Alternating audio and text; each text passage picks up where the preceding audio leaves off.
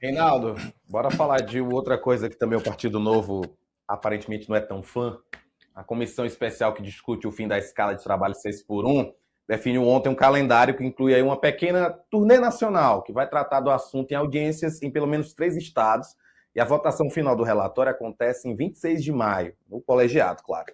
O ano eleitoral coloca aí uma pressão extra sobre os deputados nessa discussão da redução da jornada, porque é uma vitrine eleitoral importante para o governo Lula. O fim da escala 6 por 1 tem reunido apoio popular, reduzindo o espaço de oposição, apesar da mobilização de entidades empresariais que são contrárias a essa mudança. As audiências fora de Brasília atendem, segundo o relator, Léo Prates, uma iniciativa lançada pelo presidente da Câmara, Hugo Mota, em 2025, para aproximar o parlamento da população nos estados.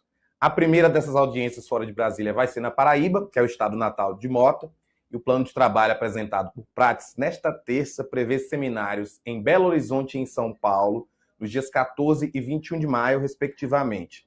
A comissão especial deve definir nesta semana se outros estados vão ter audiência sobre o assunto. Tem pedido para encontros ali no Paraná, na Bahia, Rio Grande do Sul e também no Maranhão. Essa turnê aí vai dar também aos parlamentares uma bandeira de apoio popular a poucos meses do pleito. E no caso dos que se mantêm contrários à mudança, uma demonstração de que os riscos da mudança foram colocados em debate. Olha, como já falamos aqui, vai ser um dos temas principais do debate eleitoral. E aí, insisto, boas ideias mal encaixadas podem fazer estrago.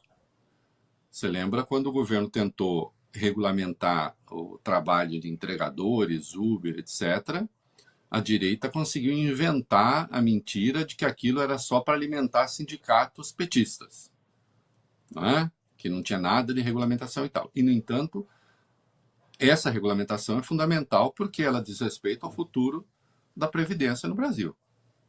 Né? Nós podemos estar plantando aí um desastre, porque, afinal de contas, as pessoas não contribuem e não vai ter como pagar nem benefício de prestação continuada na velhice. E, no entanto, o debate saiu todo errado.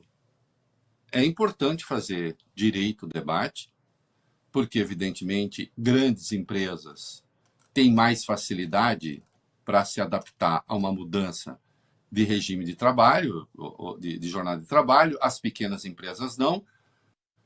São muitos milhares de pequenas empresas e, portanto, é preciso tomar cuidado com isso, negociar, fazer uma... Agora, ter uma agenda de implementação ao longo do tempo. Agora, claro que tem apoio popular. Né? As pessoas preferem descansar 2 dias, até porque quando você tem um dia inteiro em casa, eu mesmo trabalhando em casa, e quando eu digo mesmo trabalhando em casa, as pessoas têm uma ideia errada de quem trabalha em casa, né?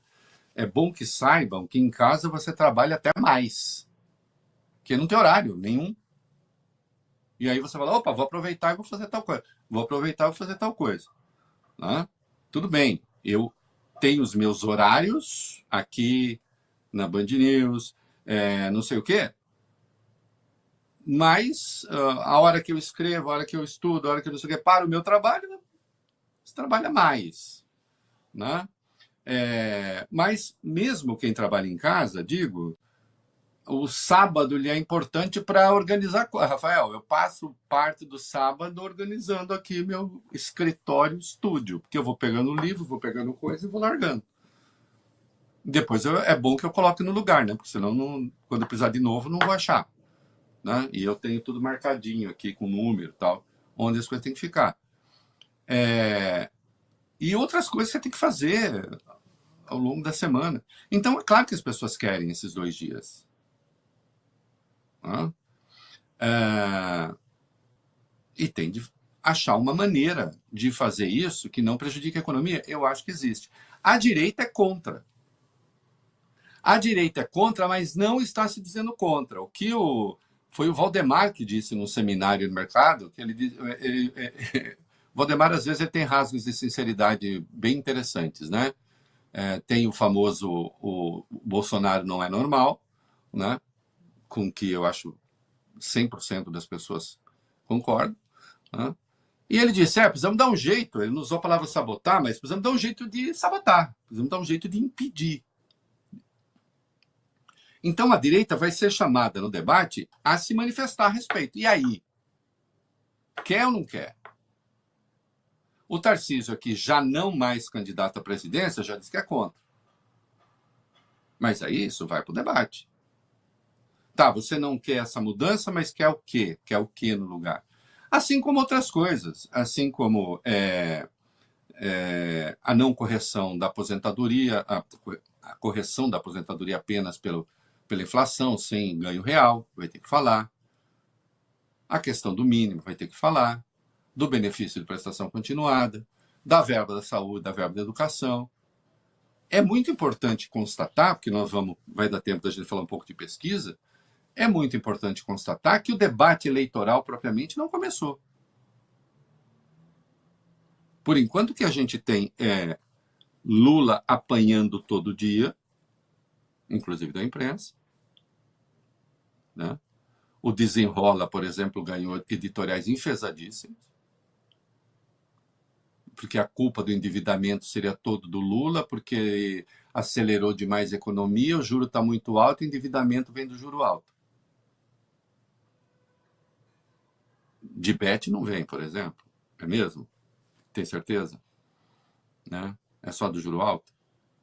E quando você vai pegar o tamanho da dívida das pessoas, é claro que o juro interfere, mas não são os juros. Né? Principalmente. Também são, porque são pornográficos. É bom que fique claro. Né? Então, a direita vai ter que se manifestar a respeito. A hora que a campanha começar. Porque, por enquanto, todos estão batendo muito. E apanhando nada. Né? E sem ter, inclusive, a sua biografia exposta como deve ser, como tem de ser na política. Né?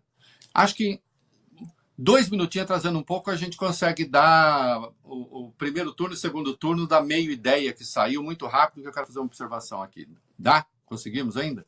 Bora falar de pesquisa. A gente gosta de falar de pesquisa, né? Como você disse, pesquisa Meia Ideia foi divulgada hoje, quarta-feira. E vamos aos números nessa simulação do primeiro turno, porque o Lula aparece na frente. Lula com 40%, Flávio Bolsonaro com 36%, Ronaldo Caiado 5,6%, Romeu Zema 3%, Ciro Gomes 2,3%, Augusto Cury 1,5%, Renan Santos 1,4%, Waldo Rebelo 0,8%, Cabo Daciolo 0,3%, brancos e nulos 3,7% e não souberam dizer 5,4%. Lembrando que a margem de erro é de 2,5 pontos percentuais para mais ou para menos e foram ouvidos 1.500 eleitores por telefone entre os dias 1º e 5 de maio. Na sondagem passada, em abril, o Lula tinha 40, o Flávio 37, portanto, não mudou muita coisa. Não mudou nada. Né? Aí eu já avanço aqui um pouquinho, Rafa. Flávio Bolsonaro, no segundo turno, 45,3, Lula 44,7. Ligeiramente atrás, numericamente falando, na margem de erro. Em abril, o Flávio tinha 45,8, o Lula 45,5, portanto, não mudou muita coisa. Saiu hoje também, vocês encontram a pesquisa presidencial nos estados da Quest, né? Como é que nos estados o desempenho eleitoral, etc., de Lula, Flávio. Bom, deixa eu dizer uma coisa para vocês. Eu estou falando porque eu cansei de ler texto decretando a morte do Lula. Lula já perdeu, Flávio já ganhou e tal. Eu lembro que o Lula é conhecido por praticamente 100% das pessoas. É muito difícil dirigir uma ofensa nova ao Lula, que ele já não tem ouvido. Né? Ou então se atribuir alguma coisa que já não tenha sido atribuída, pouco, Van Hatten, ladrão, não sei o quê. Os outros não, né? Os outros não, e o próprio Flávio. A obra do Flávio ainda é uma obra oculta para muita gente. A verdadeira. Né? Que acho que acabará sendo exposta. Então tem isso que a campanha vai fazer. E tem a agenda.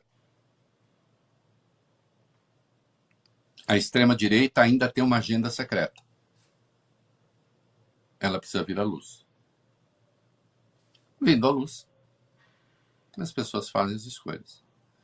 De qualquer sorte, não existirá resultado folgado. Acho que dessa vez vai ser um pouco mais folgado para o Lula ainda, apesar desses números. Quando eu coloco tudo na máquina da inteligência artificial filtrada pela minha inteligência natural.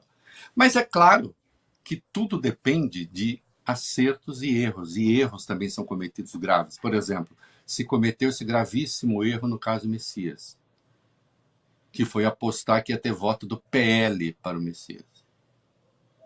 Né? E depois culpa o Alexandre. Né? Claro que erros podem ser cometidos, espero que não sejam. Espero que não seja. Não, eu não tenho nenhuma simpatia pela extrema-direita. Eles fazem discursos golpistas, eu não consigo conviver com discurso golpista. Entende?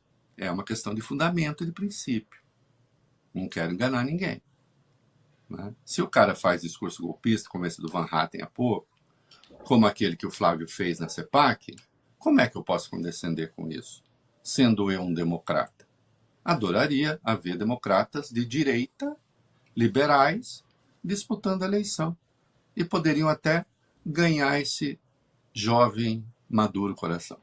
Né? Agora, golpismo não ganha, não tem jeito. E que sigamos assim, que o golpismo nunca vença nossos corações, principalmente que o golpismo não vença a eleição, até porque golpismo não vence a eleição, né? Reinaldo, amanhã estamos de volta a partir de 1h da tarde. Muito obrigado por estar aqui com a gente. Abraço, querido. Tchau.